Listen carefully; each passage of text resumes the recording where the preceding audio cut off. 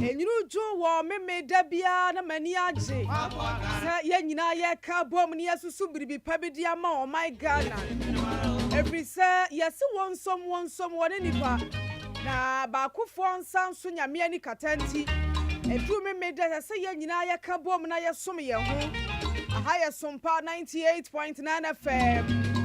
Ene eye bosumi num ne de toso nsia afimpinu ene aduonu miensemu memo adwo mu atena se baabi a wokọ ye bia se nyame du adru fi a memo akọ aba sefe na wote shemu wuti moto achi wuti moto so kofi a nyame mfo bia nkonkoduru asomdwe mu memeda anwumre se bia kopem se no ndu bebo no amanyo sem dwumadi ansem ahyemu ma yaka bom ne ato din se me minti no ne yade besom wonanso bio yaka bom na yasom na wo ba ye Facebook ne so a di nkomo na chi abo Sompa FM Facebook ne ya Sompa FM afa wo ba YouTuber eya Sompa TV Ghana YouTube eya Sompa TV Ghana mpacho join your live for ho subscribe page no na hwa ade and na ye won komo pia ya transi ye no nyina ka bom ne ye die but before say ye be kon komo ne so no amen for happy birthday nkoma Dr. Blessed Foster wono and ye chief executive officer the ma 21st clinic chief executive officer for Terawa Media papa nwumre nyame nhira o oma wo dada nkwatenti ahoɔden wom enya nkwatenti ahoɔden wom saa keke won tra wahye mu wade nyina mu oma ni nsi wuye na nsi wukra yie happy birthday in advance so nkomfama mea me nua Frederick Chei ya me admo ochina wa woda me fro of fire o ya me ma nkwatenti ahoɔden wom no ntra wahye mu India Akua Nyarko Abronoma sie kwasi Joshua ye me producer DJ above Kate na fidie na chi ena nwumre na wa ma ye stream live on Facebook na watching somebody our friend shas here on Facebook ne so na meteti ani ni to na face studio hamadi nkomo bi ansa na no nwotwe ebo a ye nya representatives from the New Patriotic Party, National Democratic Congress and the People's National Convention PNC. Na watchi mu ye di wiase nyina dwumefo da ebi friend Labor Day, ebi friend May Day, ebi friend Workers Day. Na ye May bosume da edi nkan saa da wei o my Ghana e fane nyina no ye hye ne wo Borigatange wo esirem ho no na Trade Union Congress Organized Labor womo Secretary General Dr. Yaobman kasa no say adwumefo ntrasen fo mo nsan hwom damri famu ma wo mo ntento ho adaachi ebremu ahomegye mu no ye de be so masene no aban fa ne nsan koka no wanwie wo ho aba ko oka ya na chidifo boje ne so dendenden ye say wo mo ne aban nya adwene say ye se ye si dan atunidin National Cathedral was sa National Cathedral no yensesa no ne yemfa nye National Hospital uso musayin wodwene ho sayin wonsusu ye ne sayin e wo ho anwumre ho nkomo wo ho bisia wodwane ye live on Facebook an but some from the first National Cathedral yi ho no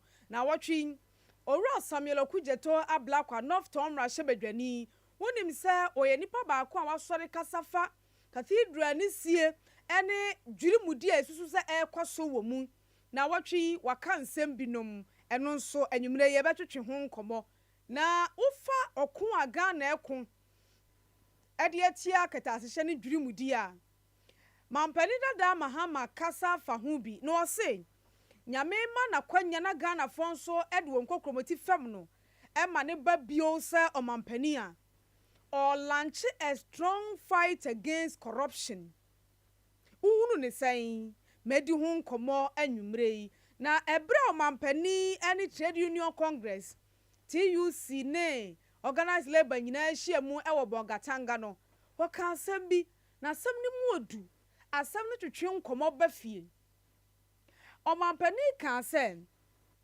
aban eye di obetumi bia se de be ya domestic debt exchange program sa DDEP a enunti amayate the term haircut amayate the term pension fund ne nu ye keka ka ho no wase aban ye di obetumi bia se sa domestic debt exchange program no ni nsunsuanso anya ewo sika kora bia adwumadie so no aban be yi nsunsuanso ne de afiri ho abusiafo de ma ne ye nkomodie ne se wo kai sa his excellency na nado betena adwaso no wo se ye wo sika kora bia bebre wo my Ghana mu na so binu mu nyina yie ebinu mu nyina wo mu na so na se ya nhwe yie abedru baabi no wona nyina wo na so ne begu ama nkrofo taku ne wo mu sempo akwa adwa mu enti wo ye bibia wo to din broni kasem se banking sector clean up se ye sabi niema enko yie bank onyina ne na so ye keka binu mu bomu nti ube ka ya na wo account e wo UT no mu saa no eno ne ko share Ghana Commercial Bank ase ebinu mu de keka bomu e ma ye frɛ no CBG Consolidated Bank Ghana ene de etete saa enti ye banking sector clean up ni wie ye no enche bebre o gidia nkrofo wo e wo sika kora bia mu no akofom efisa first no nim se ni sika wo bank ya ono onyanti se wo se bank ni ahoden wo sika se mu ebetumi agu ni onim ne se me de misika akwato UT bank bo so me etua meka me ko ho ne anya misika de ama me until se ye benya abenfo ne aban beka se sa banks bi no ma keka o mu bo mu no na bi nyina yie se bi nyina yie ma ye keka bo mu ma ene obi ana na account so ha gi se wo ko ha ne sa ne ma no na enyankwa wie ma sa dwen se sika kora bia ni ahoden wo binu madwen mu gidie na nipa wo sika kora bia mu no efiri ho enya ma bio enya ma yie no se domestic debt exchange program ebenya sunsuanso ewo financial sector ne so a na ye keka bomu ko wie se after banking sector clean up no gidie ni shada ma bebre a ede na kire ma me a metaku ne sempoa eda bank ebio ede na kire ma bank na operate no adwuma na nkasa de na kire de ma no ebetumi akwa akoduru baabi se obi de ne sika akwa akwato bank or the 16,000 Ghana cedis na koye o se mi hia me pe 10,000 Ghana cedis so ye nya ma ye benya mu 5,000 next 2 weeks no wasa abaje 5,000 like how me di mi sika abato one de anya sope mi bayi ma de a gise mi yi ni sope wenu mu nyina ne nkomo a e kire nipa adwen yes se anwumre ye nya abenfo ema wo mu kire yen ma ye ti asese hu wa kire a wo beyi hu na firi ho na mmom se hu ni ye kire na ebia abaya na mo ntuo binu betumi akwa akyew ama me hu akokire me wo sika da bank hu akokire wo bank ya wo operate ne hu akokire no se bia wo kina bi ukọ bank na ukọ yi usika yese o wuntumi nya ni se gise wuyi ni kakra na wo hunu se ba bia keka kwai die domestic debt exchange program ni nsunsuanso no ena ama banks ebresei nti die na sese ordinary customer me ye die na sese the financial sector wo mo eye we ni nkomo a na anwumre yin mato nsade afro obenfo osikasem ntotue mu owura Bernard Oforia Jese o meka me ho omwa na fei yentwetwe sa nkomo no na yente ne ma asen mira sompa me manti dwumali esunie memoaju o me jesum yaba na ye wonyame mu gidie se wo mpom ye o nyame adom ye ho ye pa ye de nyankopon ase ye mo afihia pa ibosumi num ye hia ye no nhia wo me manti dwumali esunti ye mo afihia pa yo ye nyame ma afi nkometo ye da e da ase so se da bia ye to nsafrɛ wa wo bɛka ye ho na wodi wonim de be kyerɛkyerɛ adehia wo mutie sompa fm nyame hyira pa amen mira the last time a wo ne ye hia wa ha fa domestic debt exchange program ne ho na wo kyerɛkyerɛ ma ye behunu pempenso a aban anamoto no akwa akoduro saa domestic debt exchange program yi dia ya tiny kai pa ye pensioners wo mo picketing na wo mo tai echo wo mo nko picketing bi onti no ebia ye ne ayemfo no bebre adwen be ye so wo ne wo mo nko picketing dia say program na kwa wiye bibia aye successful boaye kakra wo de da bia wani di saa de we echi na mu nim de osikasam ntutue mu nti boaye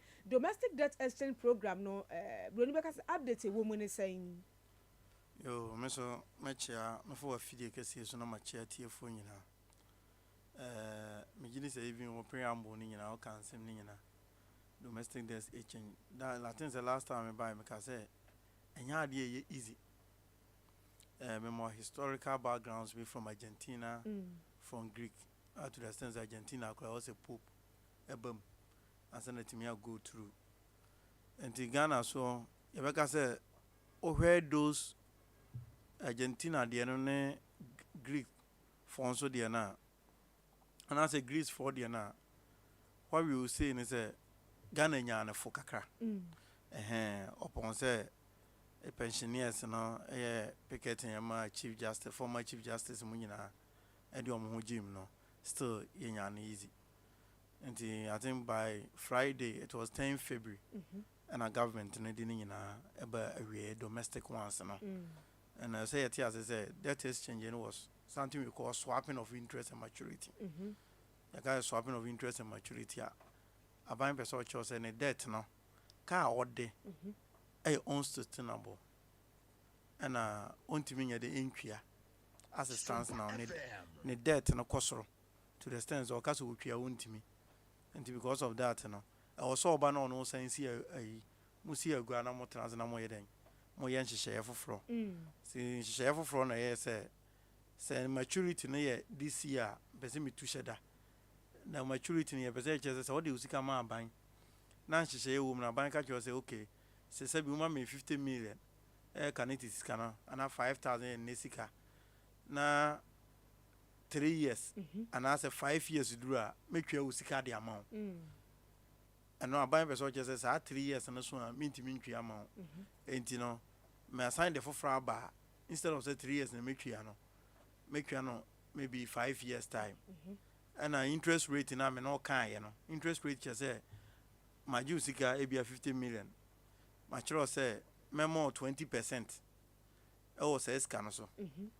Do 3 years I mean 50% in memo 20% in the memo. And the interest rate, you know. So that exchange and interest rate is also going to be affected because about the debt levels on also. And the interest rate is also a pen or MI for. Okay. It is a 30% here. Or say the star can give you 5%. Memo 10%. And you know, ye bubu ya mempre. Some of the institutions in Biwa they were cow into it to accept it. Though the whole program was voluntary. But at the end of the day, no. Bimo actual move for individual bondholders and pensions. Actual move free man. Though there were still other things the government wanted to do or the individual bondholders and remember on board. Or more attractive exchange program still from but all in one government was able to get 80% of participants for the whole thing, so it was a good thing. The only issue is about the external debt. You won't say debt in Ghana for Nkwana buying the Omuka or the other people also car. China is a big animal in the room and the China for Kabibri and then other Euro bonds now. You solicited the during the period government want them to also come onto the table. China for your approach of finance minister Atima assurance still the discussion is going on well. I expect it at the end of the day, Chinese for bar because I say without those deals, the IMF deal we can't get. IMF say 3 billion a year pay. Say IMF for the Christmas. These are some of the pre-conditions that they have given. That's what we call condition precedents. Okay. After say a Richard board agreement, a staff level agreement, for us to get the board approval, these are some of the conditions they have given to us to do. In the end, buying goods on no more. Since I cut the external debt, Inti ya na manfo speculate say if nothing at all, say stand up for no. If they are not coming on the table, maybe it will bring the government in to also do another local debt exchange. Now you be a bit more domestic.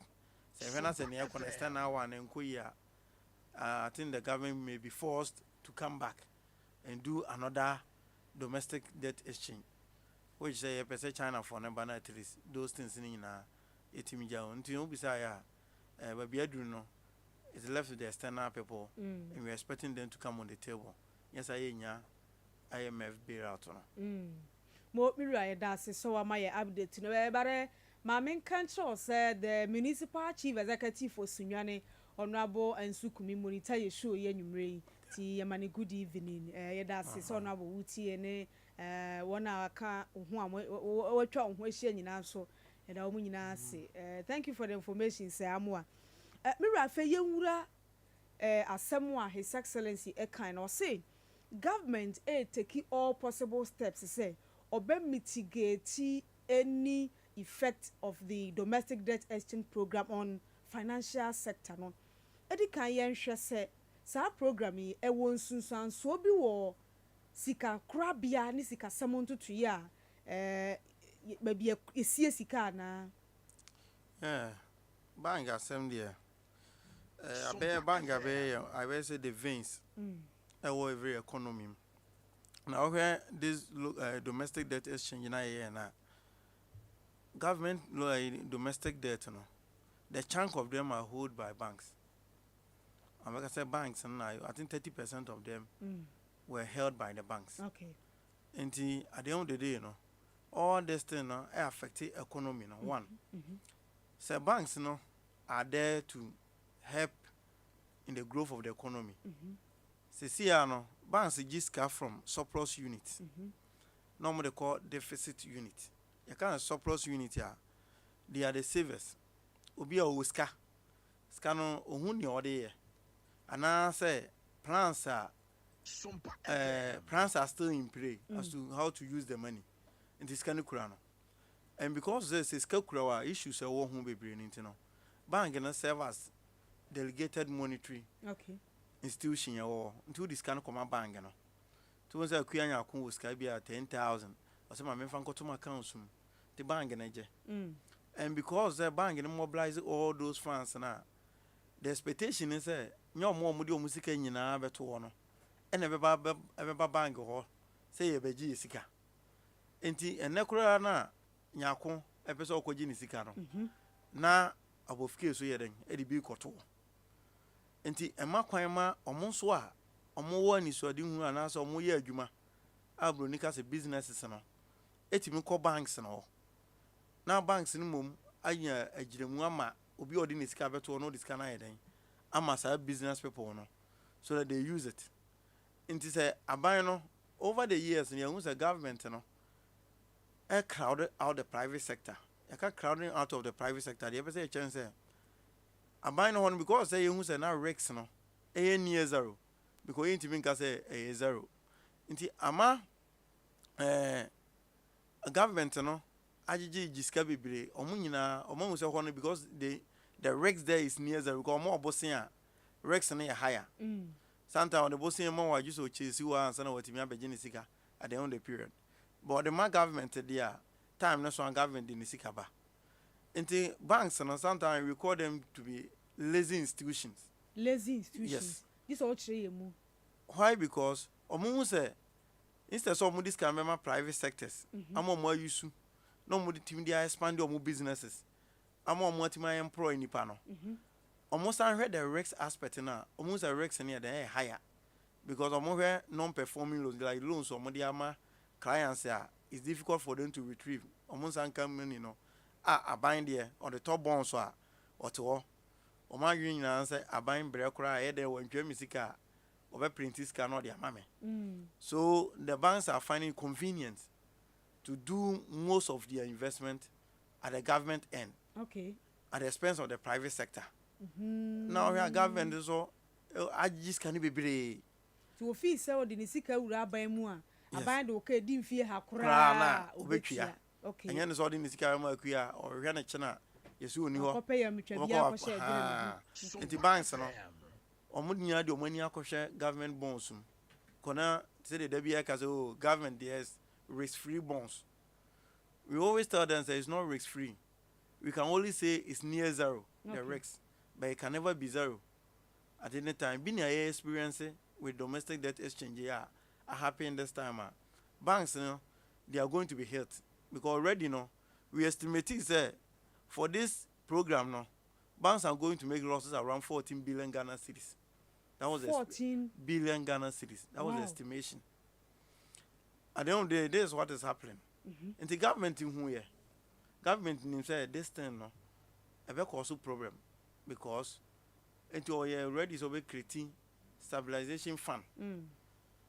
At the banks our the 15 billion ebeshim. And these are some of the first thoughts of the government when they started the domestic debt exchange. Knowing where say this is going to be a blow on the banking sector. But banks and also now to me exempt from the program. Because at the end of the day, 80% of their money is into bonds. 80% of their investment is with the government bonds. And over the whole total portfolio of government bonds now, banks only hold 30%. They are the largest. And so now we become Bank of Ghana and those things in here.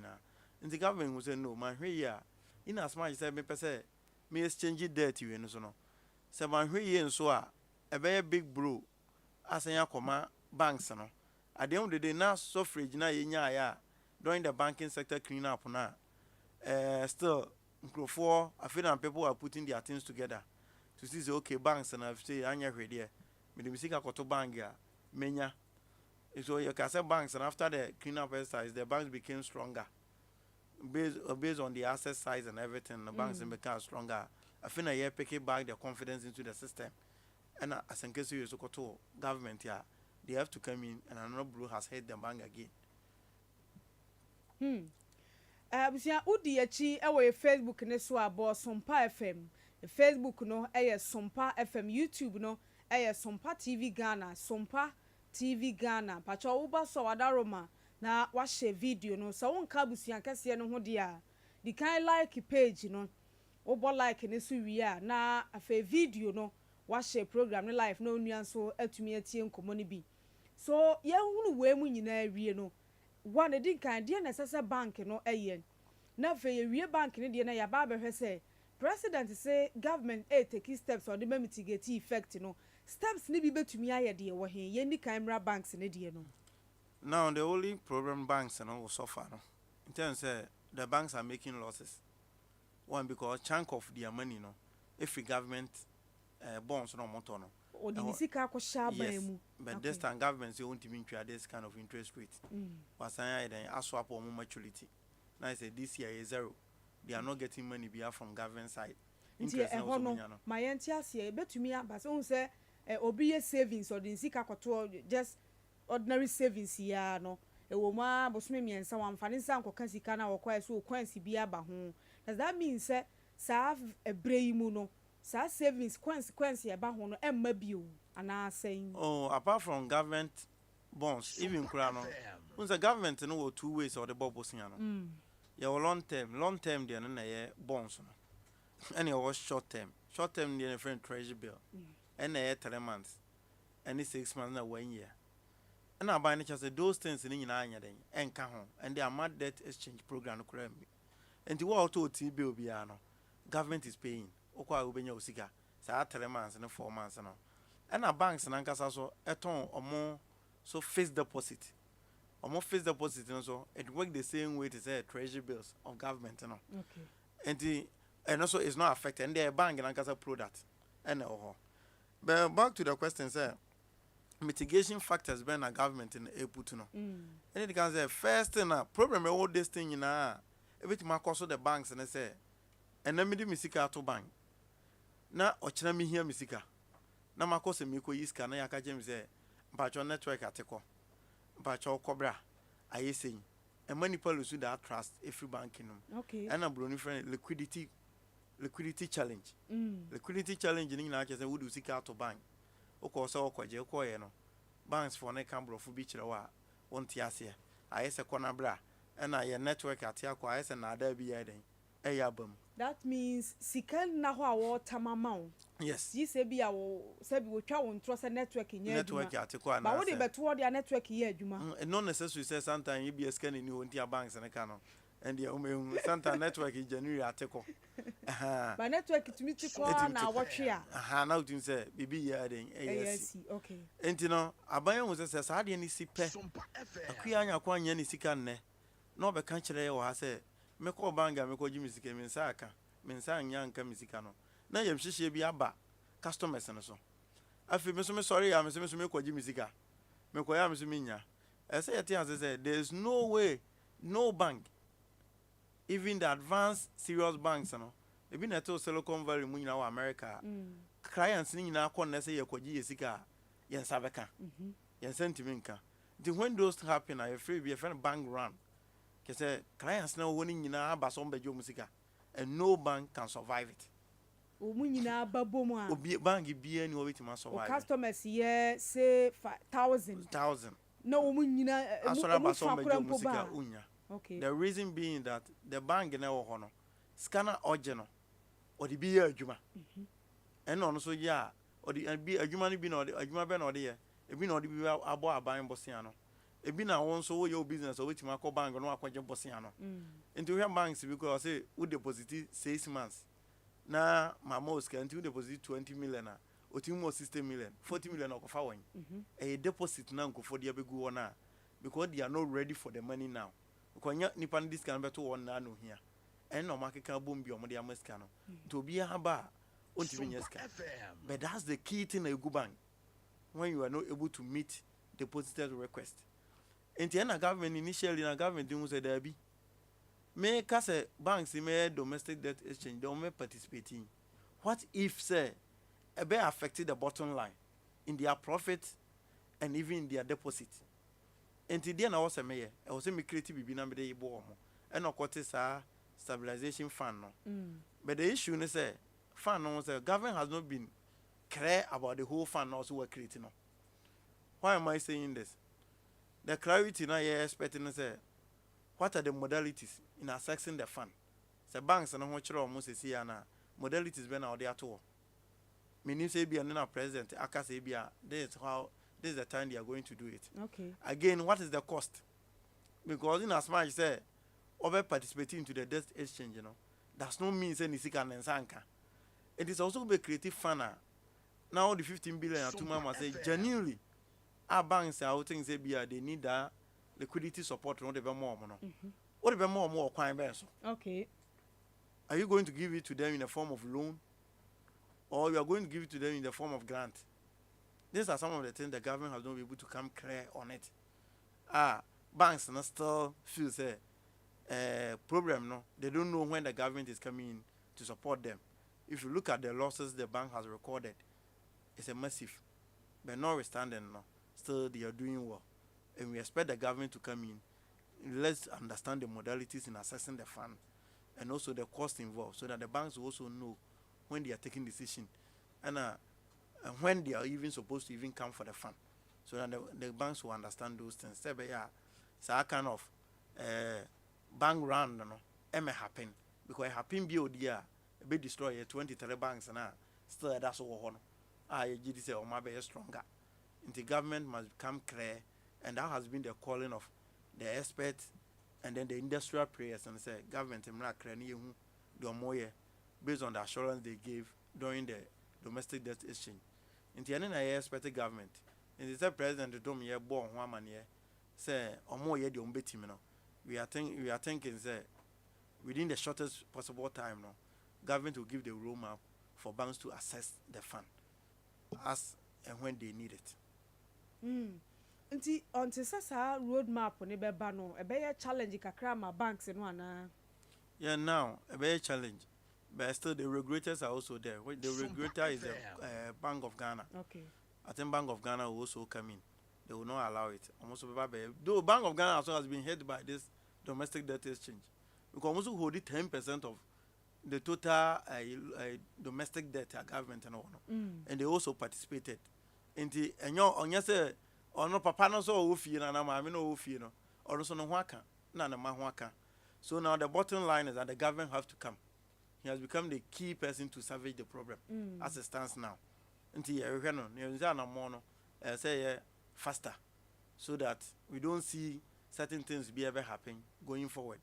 Because you are here, nasi bibi kosi biwa, a very disastrous. And the economy, bibi kosi biwa, as in. Because this is the banks and antima and you know money so. Because of ABR, domestic debt exchange now, you are any problems ever. The banks may collapse, and when collapse, so I look at people who may lose their deposit. Because banks in Egu, even crown banks and our government in the bank say, or clean up exercise. As it stands now, still, as some more claims say they are able to make over 25 billion payment or as a cost the government. Still, people are still challenging, say they have not received their money. Okay. And if people do not receive their money, so say affected businesses. Among for business, it collapsed during the banking sector cleanup because their monies were locked. It took the government some time to come in to even make payment to them, and it affected people. People have to close down their businesses, and a closing down of business also happening. You know the ripple effect. And the key thing is that the government must do it fast to come into the bank's aid now, as they have promised that they have created that kind of and the stabilization fund or somewhere. And I know and I'm sure the government has put in those things, and very soon they will give us the roadmap. And to be sure, say, very affected based on the assurance that we are having from government, and we trust the assurance because they themselves know the effect and the impact that's going to have on the banks. Because I think the activity when they were doing, meaning say more or less, more impact assessment. That is why initially, Omo be introduce program Omo can say this is what we want to do for the banks. So I think they will do it. ABR, you who say be ache. Benches also because you close to program February. Notwithstanding, because you close no government was not able to pay too. And this thing expecting the better from the government. So we know say the banks will stand firm when those things come into place. A question back will be send their money through WhatsApp or say banks na ya ni o ma hodo your bank akese microfinance community and rural banks no wose wo munyina na de wo musika wura ban mu ana se ho no pese wote ase se de be bia so ni bank ya wo save no nye kese pa bia ni yemu nkonko hyehye no. The issue is your universal banks. That's why you can say universal banks in year 23 and some your community banks. Your classification based on their capital requirement. Okay. Capital requirement in just say obeso ubi bank and I say greatly. Obeso ye bibia o greatly we greater o the shares here. And this is na bank Bank of Ghana the bar say 400 million Ghana cedis. And some obeso ubi bank wait me because I didn't know just escano. Because activities no be taking Rex no was because more yes some foreign transactions and that thing. It is our capital so won't even undertake certain transactions. And a bank of rural banks and community banks and so on. But these banks are saying community and rural banks and also bonds or government. Okay. Notwithstanding, microfinance institutions, Omunina save or bank. Oko microfinance and Omojo Musikana, they have an account with the commercial banks. That's the universal banks. Universal banks.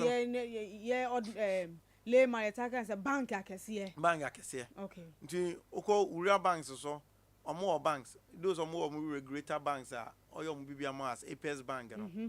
Almost a trading like almost say commercial banks and I'm from banks akese send your kind. And our banks and ankasa so almost operate accounts with Bank of Ghana.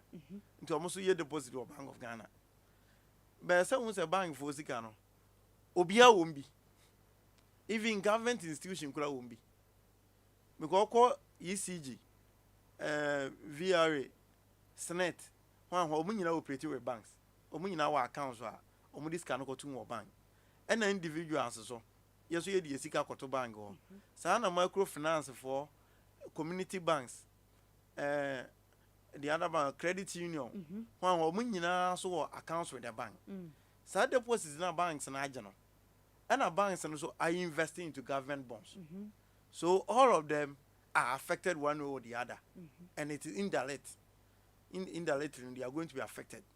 And if the banks are not able to stand on their firm, so how ripple effect na yaka ho asem no e be descend because me me credit union na me ye deposit or maybe assume it's a commercial bank. Na commercial bank enya liquidity challenger. Me credit union me kwa me nya misika. Enti wo so wo save wo credit union no usika na yeje ye no. Eno so ne yeso ye de bi ko commercial bank ko to ho no. Aha, sana banks. Nti na say ye to wase a me di misika akwa akoto above K credit union na above K savings and loans company. Above K savings and loans di misika akwa akosie wo commercial bank, Ghana commercial bank. Na bia by mistake ana BBSC above K ko use kana free commercial bank ya wanya nti me nso soamisika si above K credit union ho no meko na mensa nka me de do commercial bank na ne ho akoka but aba be come nso so amisave above K credit union. Yeah, I see. So na descend down nti no say me jiska we assume say nipa no sana medical kan say assume say nipa 10 e de omusika beto wa omu nyina momu ma enti ya kan bi say e wo say wo just kan bi wo enti ya friend reserve bank reserve just oji 10,000 say 10% enti say oji 10,000 bank reserve no kire say for 1,000 to 1,000 na fato emiti omom beba so mbe jiska no. Okay. Because omom diska na to one class ni sika ye 200 series a possibilities of back only 200 series in na high. Oba beje bi 20 series and 30 series. In the banking transaction and also operations no. You say reserve 10% of your deposit na we receive no. Na wo ho kwan say 50% no. 90% na aka no. O send 10% ekoto a secondary reserve. Na 80% na aka no dey business. Inti ebi na bank de be bo obosia ebi na bank no de be to investment ebi na ono so de be create asset ama no e na e fe na asset so no so be nyamfa so na sabi okwa ne dan na wa penti na air condition light na ebo no na adwumayefo no no so atima anya bia de atwa aka inti banks ni nyina e ni di so backstop for jo musika they deposit at bank credit union for jiska omu deposit at banks who receive that money omu deposit be Bank of Ghana. Then they use the others for their investment that they do. Into any effects no, into commercial banks and there, as some come more. It shake the whole economy. Wow. Because community banks in the peke retail and kete bidia ura tomatoes ura tususu 20 cities 30 cities and a community banks and boa no sa no so dey ayomo almost the bia more bosia no so the bia investment. Now banks and so pick big money. Corporate ones and all. Big deposit no. That's where the banks operate. Until the banks and all they don't come down. My form. MJJ say 20 cities, 10 cities So that space is there to be closed by the small financial institutions at the micro level institutions now microfinance can community and rural banks so can and other credit unions so go into those activity no. It is an commercial banks there. We should protect and we should work. So musica ye can no. Me no me no sika wum. Your money atop bonds no. Credit union be a sika wum be government institution kula sika wum be. And money atop bonds no. And you know, if say yes can say yakoni nya e be a problem. So the government must come again. We are calling on them say they should do it fast and quickly so that they put things together so that the banks can be able to assess what they need. Say be a problem here going forward. Akua mpacho bisa financial consultant ne ma me say ye government workers agie abosumi akatua e wo bank kese ni bi no se ekobasa sa domestic debt exchange program yi effect ne ba ebetumi abase atua abosumi adwuma ani ne ka ne nsanka ne sika na the issue about salaries even during the banking crisis and answer clean up exercise na other banks we are not finding difficult so mbetwia staff na mo jom salary fa ho no but no dey akura dey say your problem because your salary payments na dia controller staff especially at the end of every month no government no e kire say bia banks we nipa wutwi omoka for e bia azumi Zenith Bank and as Eco Bank o say bia metwa kana metwa ni nyina no e bia 1 million Ghana cedis the Controller and Accountant General will release the funds to the consolidated fund and a consolidated account, not the Ama banks. No. So the banks get the money. So they should be able to pay the teachers and now say, or more other government workers. No. Says Canadian, yes, I am tono.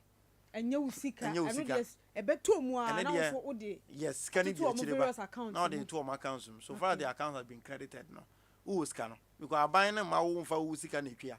No one can see me when I bind their mammy. And this after and be more complaining. I think we have a lot of issues, a lot of staff, government workers, I reach out to some of us, Omoki Omoka, and so still Omoko banks and Omunyeska. And I can say, no, it's not done like that because I bind this cannot show them.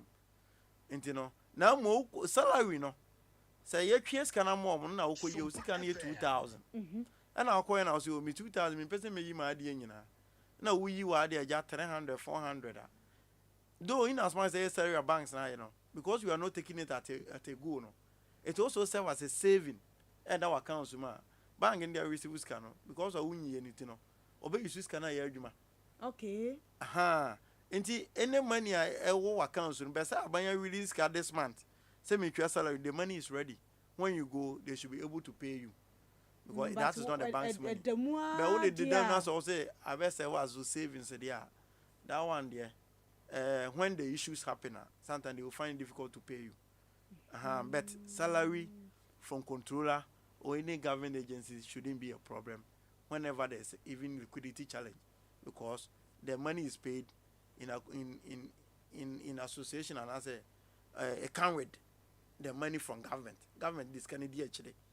Unti or boss minipa uki omukani jiskana ukiano 2 million to a charge na chamo and think I asaman ka eset and ka is a tabletop na anka modwuma mu hai accountant boso me so a o cheki musika nyina na ofre wa kua nyako ba cha oba table no do sika ma by this time we are using the banking platform.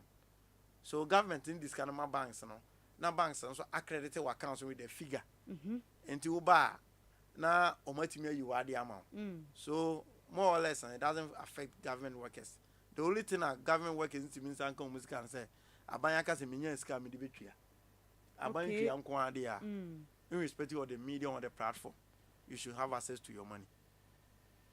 Absia wo journey a live on Facebook about Sumpa FM na questions no ba na eba bebre no e de family me personal number ne so wona anim no bi a obi nso nim eno a wo betumi de akoto Facebook wo for Sumpa FM Facebook no ye Sumpa FM na menka o message de ne mfa ma o se mpacho wo se IMF sika na ma e betumi abase bo so me adwumafo nso so wo makatu ya ho beka na I say at the say IMF sikano ye here because the government year budget every year. Budget no ye no aban nsusu ye say be afia ye do me. Skase na ana akohoma me de bebo me man. Me de bibe yi ka akwan. Me twa adwumayefo ka. Me fa adwumayefo. Me yesen. Aban ye san hye ni nyina. No de akoto parliament no magia tum na abanya senya kire se sa skaya misi medie ska no hina menya no asama ye bisa no no se wo se aban me ye kwan ma aban twa adwumayefo ka aban fa adwumayefo aban ye sei nti o munyina so can read money na ye bisa aban obenya ska won ba bi aban nya ska wo no eye tax eto ya ye gigigi e ho na aban nya ne sika na to na ye jeje no hwe aban akohoma na ni sika na obeso odi na ene eto na obejeje na utimu say difference na ye den eso every year we run a deficit budget. Deficit budget na say sika na aban beso odi no ene di obenya de say what one why say usika bi aboso me wunya 20 million also check wo niam a wo ya ene niam bi obedi wo kwan o ka obefa akwa adwuma or light bill na niam niam obetwa na utimu say sika na ye den eso change sika wunya no ene ma before mka say before them say magicians because me dwene ho a hwe sika me ba mi nsam na me hwe sika me di no boso me a utimu say nyame na hwe nipa na aka kekere ye we but in reality no every Ghanaian is a manager. Is a manager in reality no that's what the government does. Okay. And aside to one the only option a government no want to say obesan then akwaje bosia it is our bosia na aban na over the years say adru ba bi a ye ka say our bosia no unsustainable we are distressed position in as much say aban na je bosia ma bosia no abegu no so say no obi aso o ma na bosia bio obi aso mpacho oba na obi edwane o rex so to the extent that just recently cry no almost say downgrade here because we are the default rate yentimi ntwa yeka and the only place everything manya ska abe support economy no say be call for concessional loans concessional loans no na IMF na dey mai nti say only say public debt no is around 714 billion Ghana cedis but we can say your currency no and also count depreciation of our currency because all those debt now are accumulating no external ones were done in different currencies. It was done in US dollar. It is a certain dollar na 4 cedis and now 5 cedis na say a do 12 cedis ya. Who could you over in dollar? And that's what the current yes, into here na and on kwa depreciation of the cedi no affect your debt no total debt no. They are running 93 billion Ghana cedis to the debt. Which is not a child play. And the hair can say IMF na madia. Say no if you are na more buying the person or two na fee no ontimi ntu I want the budget no. Okay. So we need the money and everybody must rally behind the government. Say baby you do no I say the differences to near just so ebia though we can play the political game and as I say no but the end of the day no everybody knows that this is something we need to help us forge forward and this is our 17th time going to the IMF. And by this time, we are struggling to get the deal because of domestic debt exchange. External people are not ready to come onto the table to have a discussion. Entini here pa, entimu na mun really behind. Na entimu go through. Now, though we can play the politics around it, but at the end of the day, no, even change of government comes. Now IMF and Mama still, we still have this kind of problems. Until me and solve na mun count. You come on the table so that we get it done. Obani akaya simanum na ye de enkomo ni nyina ekwa wi abusi ya woka ye ho ewo ye Facebook ne so a bo Sumpa FM domestic debt exchange program aban eye ensunsuanso ade beba sika krabia ene wo mudwumadie so eno na na ye didi nkomo nanimu a obemfo sikasam tutue mu ru a Bernard Oforiaje aboa chekere ye ne ya me yehunu pempenso a ye ba bedure ye gya ne kwan na fa amanyofo na beto asmira asem atwa to a wode ma ye ne yatiefo. Okay, asem meka ne say though government we can have might to say be on buy borrowing was too much and people were trying to say there was countless cautions that was given to the government. But omantie I was saying who say tembiano ye needs so doors. Though we can talk about say be a corruption. It's another thing for discussion say be a not adhering too much. Last time I said government ne posture so and any signal to the people to know say ade we dey aban no who say ne ho kire na say the people have been calling for say was sorting na appointees so need those things no I think say recently ka omasan ade bi say funeral and hwan omodo some things are the law is there but sometimes we do situation be so you have to also reason beyond the law and then you do the needful say be obenya niam yi na afi obi atwas obi all state na as a country no man say oh I do the national exercise. Obi amfa ne hunyim ne yen getting it done. Cause say yenya IMF deal na still effects no ebe massive. And country no already no if care is not taken we get into recession. You do recession so a lot of companies will close down, unemployment will become a problem. And as this year no statistical service square can something about 1.76. Yes. And now we have a lot of brain drain. Where nurses and the way they are moving out of the country and those things should tell you that the whole system is not doing well, it's not accommodating them. So I don't they know. Yes, expertise will go out from the country and it's going to affect us.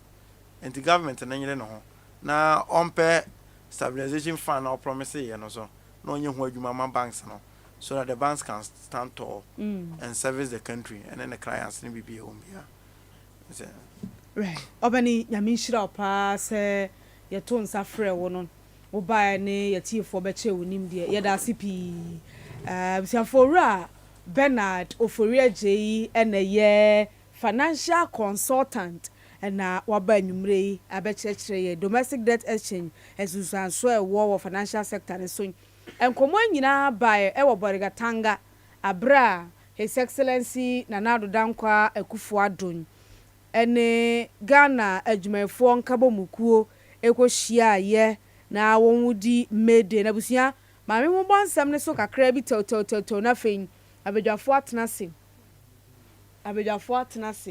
na yeni nkomo enti ye hye enkomo na se but oba ye Facebook ne so a bo Sompa FM Facebook Sompa FM YouTube no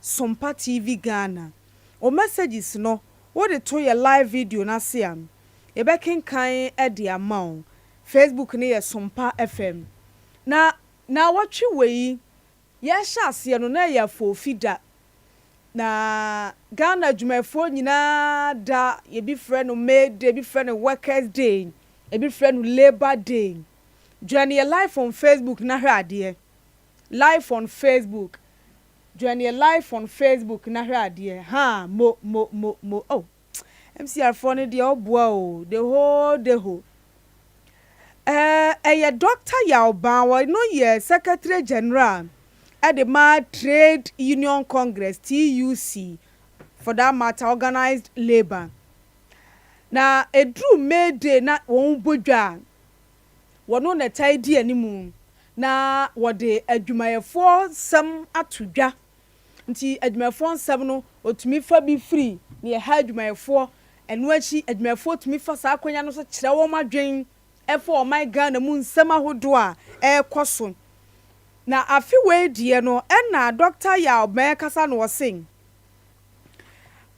oni ni nuanu adwumayefo nyina ne aban nya adwene say ye si dan mumununtum say ye nyame asori dan na ye didin atoso National Cathedral woni na adwumayefo nyina esusu sen sa dan mumununtum na ye frɛ no National Cathedral no kayanse no ne ye frɛ no National Hospital abofka adaroma odie abofka adaroma nti em say abofra sound na ye ready sound na ye ready mpacho mayentie Dr. Yaoban resisia. The reason Ghana has had to seek IMF support almost every 3 years is largely due to the flaws in the way our economy has been managed based on the neoliberal free market ideology. We would like to reiterate our well-known position that the IMF program can never take us out of this crisis. Our history of engagements with the IMF provides ample evidence that IMF-sponsored programs and policies cannot change our economic circumstances. Another IMF program will only impose more economic burden on us. We have to change the situation ourselves as Ghanaians. We believe strongly that government can lead us out of this crisis, and the government can do so by cutting expenditure on non-essentials, including the need to stop spending our hard-earned revenue on a national cathedral. Let me say this again. We believe that government can lead us out of this crisis by cutting all non-essential expenditures, including the need to stop spending our hard-earned revenue on a national cathedral. I'm sure the president will have something to say about this. And surely the president responded. But Ojani ye live on Facebook about Sompa FM. Dr. Yaoban ye Secretary General Dema TUC. PNC for betinamanim. So don't be surprised. But omampani so yano cheche niema bebre aban so ayede amadwumafo ene de ogu so yen. Na oyi sa asem we to nchen a sa national cathedral ya no onmanyamfo Samuel Okujeto abla kwaye North Tom Rashe bedwani hunu so opani ose nya cathedral ni sie keke no wotia dwirimudie binom a ekwaso wo cathedral ni sie mu no eno ne ade a wo kasa de tia na obehwese wone nyamesofo ba akokora mpo obesi omu tango awo court ama na wotwe kura no court nsem ne bi emuaye eba abontene so na eno no pani sei ono ne nsem o ka de afa cathedral ne ho no nyese bia wo ka se chenchene a woni MPP aban na fanti en wo ko ati ade MPP aban o mampani akufo ado di animu eye enya for personal gain opese accountability eye adwuma enti anwumre yi National Cathedral nkomo no ye ka bom edi nkan yentie TUC fo asem no ampa yenna ne National Cathedral mfanya National Hospital anase ya dwinyanko the good side of the cathedral ne ho ya dwinyanko so ana sebie si National Cathedral ne wi a edan mumununtum enkrofo betu kwan fi wo mo man so aba man Ghana mu aba behwe te sede yetumi tu kwan free sunwane ne yakọ enkranza boa bin fie ma Monkey Sanctuary yetu kwan free sunwane ne yakọ Cape Coast yesi ye kwa hwe canopy walkway yetu kwan yesi ye crocodile pond ne de yakeka ho no yesi National Cathedral wi asanfa so tam yi bi ne yebenya wo ho nti asese yema ya dwen kwaso ana se eya manwofo a mampani na yenti no yakoma nyina ye so sabi ehun hia anwumre yebehwe National Cathedral no emfa so pema e de beba ana se yen convert ne yemfanye National Hospital enkomo bio ba ko a yebedi abusua wodwane ye live on Facebook a wonim se na watwe wo mu mame moso nkyero ne yenko ye ne muto na mabadwafo no atena sem abofra mo de ode atoso na afa me kọ ho no mo na watwe ye wo mu hwade wo Facebook hwe na watwe ya ababesi na memeden na ye celebrate World Press Freedom Day awiase nyina central for fa hudi o wo ye Northern Region oti studio ye adwuma se da meti ha yi ama no chabechabe America say ya o na wo ma ba wura studio hwe ni ya bonatade ne pampe mana sori agina by force hell we ye ni akonfoshen sunsum ye bia nam because ye kasa ye de ade bi hye yeti na wo kasa watiri yes asem na America na eba kama sei na me kasa wo masum isa na ekwa abonte abofrade na hye temu friend sempo headset wo hu ebi hye ni ti o ahoma ne wo ho na wa ya yire no ayire ni minimu NDC amanyokuo communicator bi barunim dia ni ka efe wom the party National Democratic Congress we sirima mantifido say onipa ba akopa wo yes ade no wanya ade we the party name so ne so party ni ma yesa bia journalist ne ka bibi e na wo ne journalist ne nya adwene oh we stand by we stand by bia amamu odwane ye live on Facebook ahwe no uguso kasa o meboa wo ha wo se owo wo guso kasa na ye piepie hwe tora bia wo hwe ne ma bia binumu eya na ma wo bisa ho se is it true that we have educated illiterates in Ghana? Because I want to nya adwene anya bra wo guso temframa mu kasa no o and wo bawura studio ho and asabi wo kwakira wo mema sam enti wo ko ye no obra ne chew no obro wo a ka beka sensentwe ni abo me ko na dwuno no asen abo me na nka nkrofo ade social media boss na wo ko hokọ ye dan na wa bawura studio no wa ko bon sentwe ni no minimu pampe the next 2 weeks no I press conference no person media for befa ne wo buru ni nua no wo person obi bra befa o press conference sa na wotwe ya ye di press freedom he ne ye di sa de we ye nua sentwe ni one ne nya adwene a o wa adwuma mpanimfo mane wie ko na adwuma mpanimfo nchen mu nua ne ka de we me ne nya adwene se ni se adwuma mpanimfo betwe na so ye be ma na kwanya kura ma de wo kan ya wo ne nya adwene no wa twe asan wo mframam adenti na court wo ho so obi kan sa ne nya adwene otumi de court ana ono abomboa na so wura ni studio na ukobo ne pampe abusafo tombre bia manwafo no mo maye nhwe bibi yo ye ne mo na ye adwuman politician uhia main centrani mi hia wo politician me program na ye 7 to 10 me nko me tumi metra hankasa saa mane monondu mi hia manwafo ena nyame ado manya PNC manya NPP manya NDC wo mo ba ye nyina to adwura fa Ghana nsem ho NDC ni be kansem ni nua NPP ni ne nya adwene NPP ni be kansem ni nua PNC ni ne nya adwene na at the end of the day no e ya adwenkyere enye ntokwa na wo bowuro obi studio but me kasa we so no na adwuma wura no mo bebre nso so me twuma adwen abaso mon tighten security with the various radio stations honestly because radio stations bebre ye di4 say security ye very tight to me pass it through sabi watchman na security 50 years say what bawuram na wo hunu studio kwan unim studio honti what bawuram no akoso nsentwe na hwe de mo ye no hwe crash wata de nsa wan tutum oye ni party say wow oye ni party say wa nsentwe ni ye ni party say wa nsentwe ni fomu a ye nkuno nsentwe ni fomu a ye mro no soja ni tumi koto target obi tutu okum nipa ye nku ni bio na nsentwe ni ka asem na no apa fa ne kokko to say asem okan me ne nya adwene na obowura na dwumam ene senka ye do me light ya ne ma bawura viere ma ko bo viere pani asum si ye do me light me ne nya adwene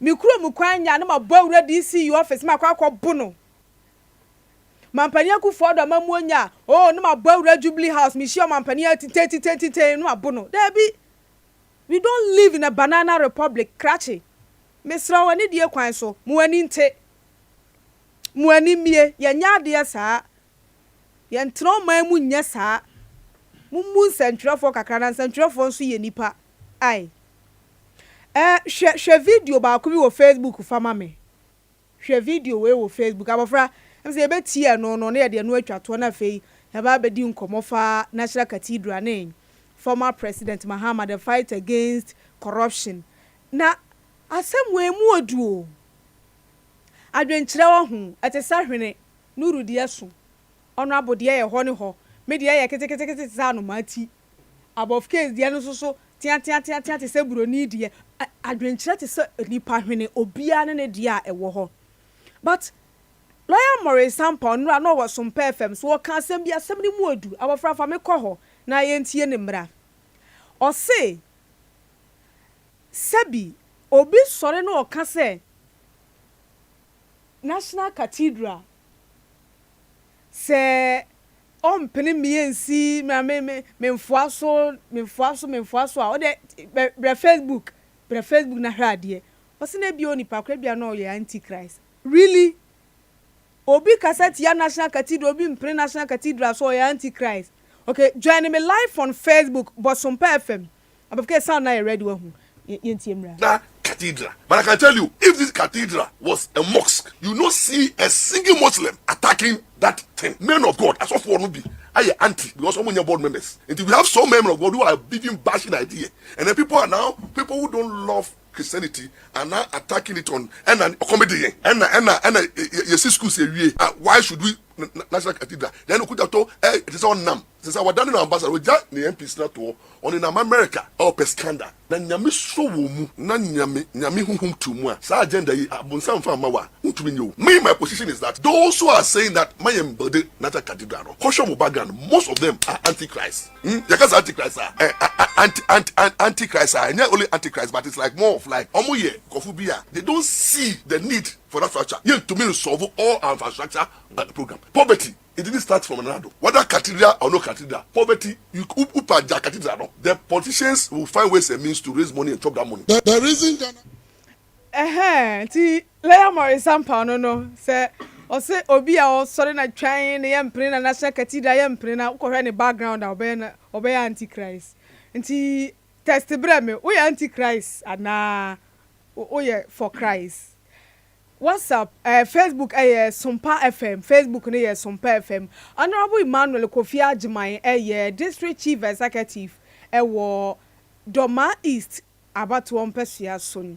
Ora Abdul Samad Nuruddin Secretary PNC wo Bono Region.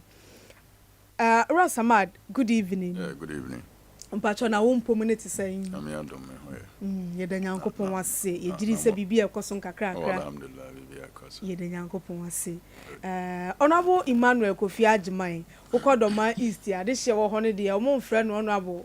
Omo mfre no DC, omo mfre no edin bi omfre no adwumawura.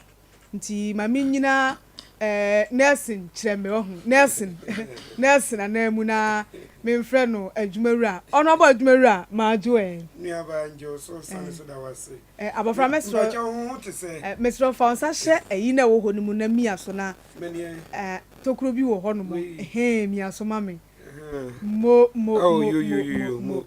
nase honorable yesebisa na community say nyame adom ye ho ye ne mpacho ho so ho te say Nyankopon adom ne wo mpa ibo nti ye ho ye pa nre de obranti ye na kosoro pa ane china ye so na manyokuo mranti ayo wo mantami nyina ye da okay oni nti ma hye ndi ase anwumre oh nice ne china ndi akwa so ene dia so ni gina mu ankasa so ni gina mu so na manyokuo mu mranti a ye wo bu no mantami ye wura kwa mbafo regional chairman nafe yenua Abdul Razak Opon oye regional youth organizer ne mabunu no nyina china ye da so nko oni nti ma hye ndi ase anwumre me amitumi hu itumi na niam ekosen wo district ni mu niaba nyame adom no mam ye owum se on se memenda ne kwasie da se idura se anya yi a no ye aware anya nija na akoya areho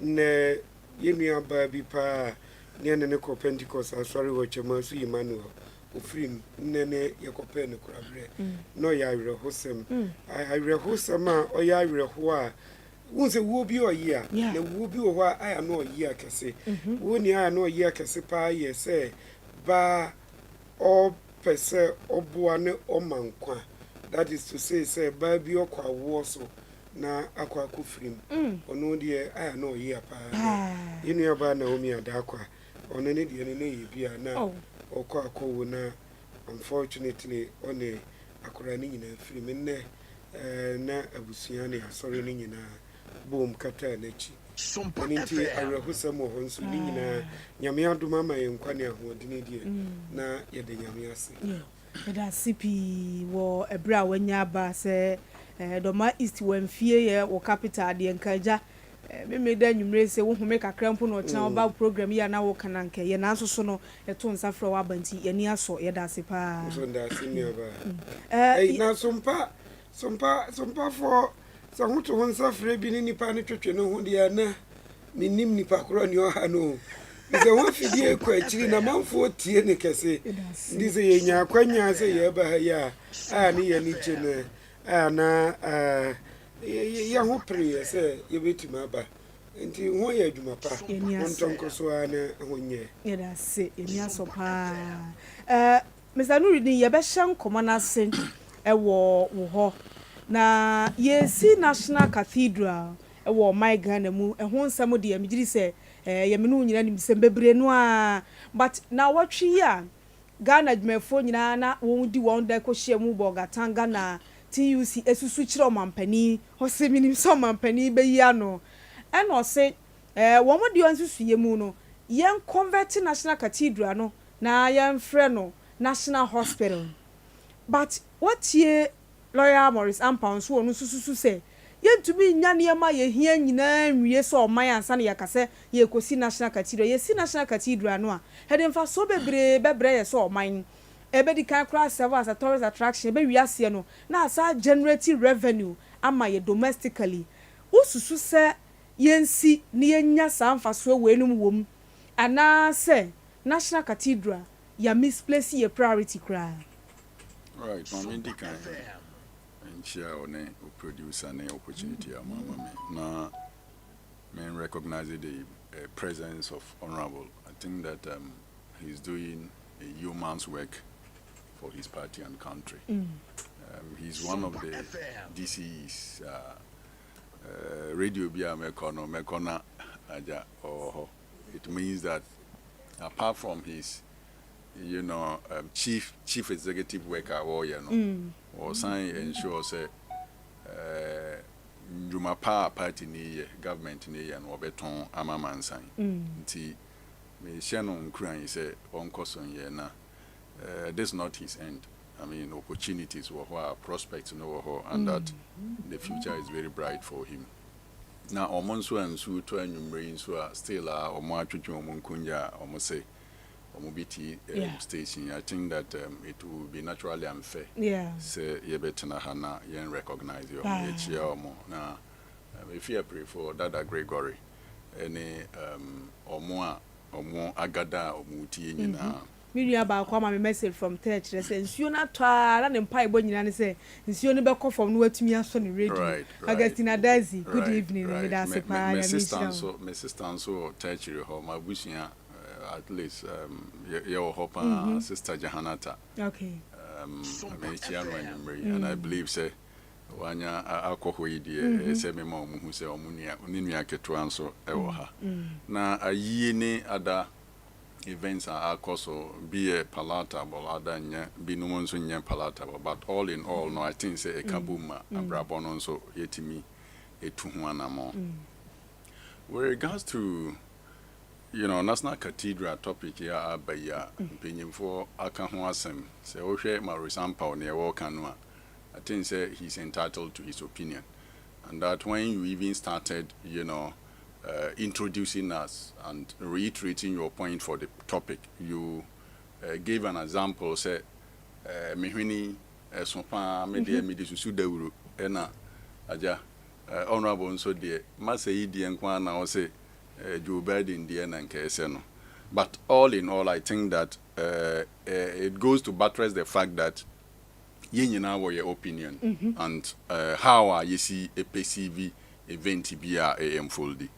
But the reality is that I think that nyame na yesom no na nipa no a wo kan se wo ye wo si National Cathedral no wo si amanyame ana meboa na nyame no won ne hwan. Okay. Mami mbisa question.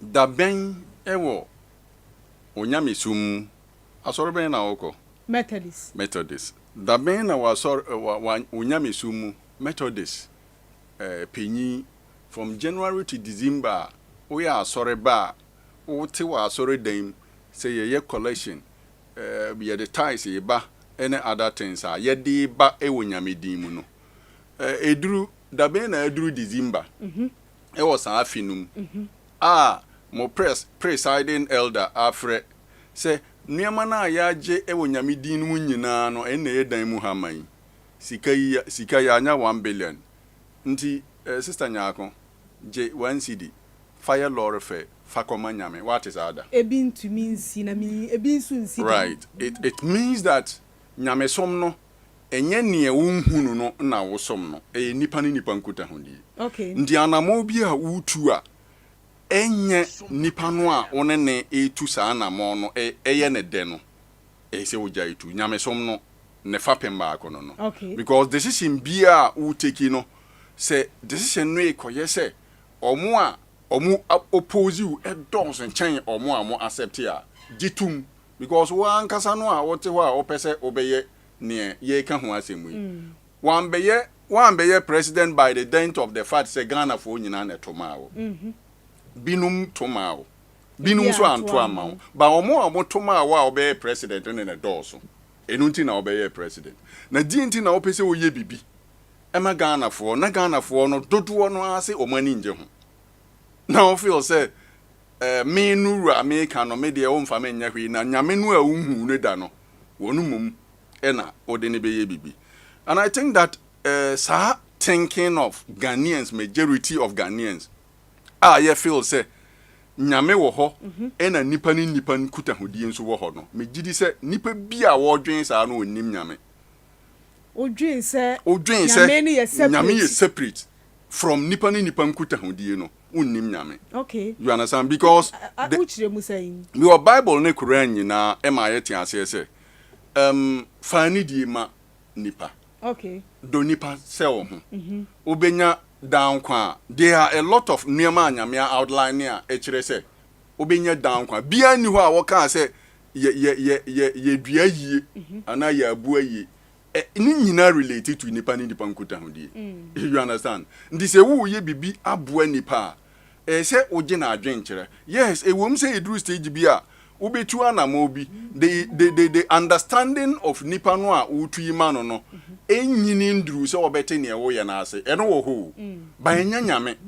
And besides that ye kan nyina no de na ma sa adi ba ye sister Nyako ona nyame adom o say nyame ye wa adom na onya sompa adwuma obeda nyame ase.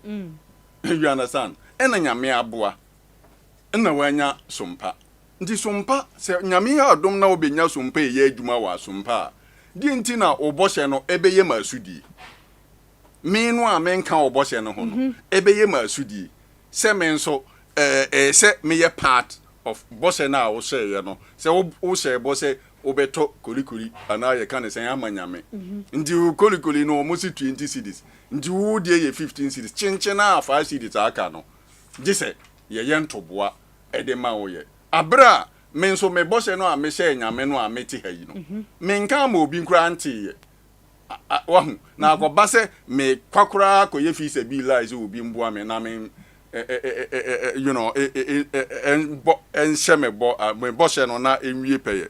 Did I feel that eyana the onset beginning no nyina na president ye mistake because na say on several platforms president Mayeti say wono na ahye ne bo not ne wo be ye nyina with regards to the you know building of cathedral no aban sike bi anim.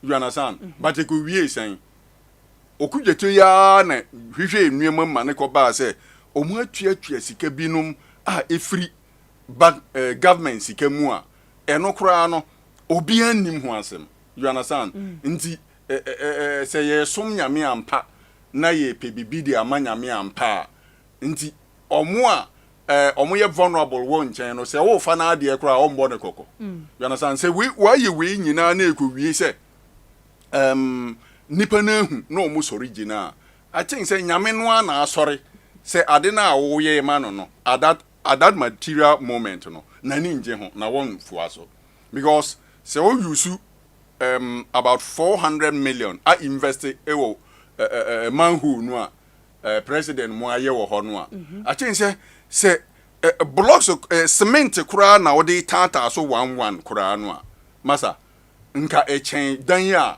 yetim ewo hayi nti na 400 million na akwese foundation level kura yensim wiye na akwese you don't know whether nyame no na omobo no bukata wo se den and nyame so obo no bukata enyeyi. You understand? Se bibia wo ye na wo de nyame di animu a megidi say transparency very important say o ma edi wanim but say o hwe the scenario surrounding cathedral here ade a friend transparency no na ayira wom kura and that is the reason why some of us are here all the time ye nya platform here ye kasa say look you cannot claim to love God abra wo tan nipa. You understand? Because nyame no na adoye no oyema nipa. You understand? This say unya privilege bi na nyame ma opportunity say ombe serve nipa. I think say oma omo a obe serve omo hu hinhan omo no omo gito omo nya resemu wo mu. You understand? Say oh ya there and whatever but me ameti hayi me kramoni oye Methodist ni ya yeti hayi nyina ye kan asori. But even with Christians binum wo ho a Methodist ni bi wo ho so otu kwan sen kra na asori time so Sunday so wo kwa asori a e bia wo nwura Roman. You understand? Kramoni be meti hayi me Ahmadi ni e bia a non Ahmadi will prefer say wo be ye asori wo station e chen say wo be wura masjid ayayi. Ndi se wo se national cathedral cathedral. Why na the neutral person? Among all the religious groups are yewo omujinidi. Say one of the wajina mu a ye nyina bedi na chi aya sorry. Why na say nipa no? You understand? I don't know whether I'm making sense. Yeah. Nti if say one yenuama no in a way a ebetimi aboa man no a some of these debates will emanate and we will debate about it.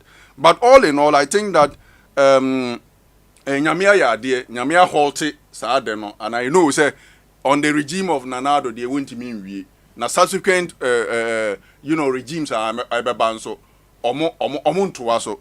But I will say yedisika wura mu so ya nya ho mfa so. But ebani say I think say the law takes its course. You are the president. You are supposed to be somebody who will guide the Yesika. You are not the one to dissipate it. You understand? Nti se wo ye obi a wo a wonim se wo boshe no a wo she ye wo nko a wo dem no o yere beautiful Rebecca no. Se wa she wo bo na untimi ndu so chawo pa na wo de be maye. Ma se bo mintimi ndi so nti Ghana fo ye mombo ame na mintimi ye. Ba wo di utumi. You understand? Ghana constitution na ma utumi o. Nyame ma o say atumi no. You understand? Posterity ye bibia say opese ufa nyame qualities edebo oboa nyame will expose you. Okay. And those are some of the signs, and these are some of the signs are actually say ne na e kono nipa atiamu nyame atie o musufre say ne e kono ye hear a lot of things e wo man mu. For the first time e wo ye regime mu a lot of things are happening now. Yen susu say obi a watagin incompetent a wa beje man no de nka nuema bi wo ho anka enya wo na obeye. You understand? Hey, school for a close here say omo anya aduane. You understand? They've not gotten enough food nti almost suspend training colleges ni nyina aduane. You understand? Nti say nyame som ye nipa ni nipa nkuta hodie na wo ye aja na ye wasudie se wo hwe omo a o jai de kotwa block. You understand? But sa man mu na ewo sa action yi na ye leaders he demonstrating. Okay. But we num nyina a platform more example we kasa no was say politicians will find a way of creating money and use it. Yeah. And this is a classical example I actually say. It is a means to create that money and use it. And indeed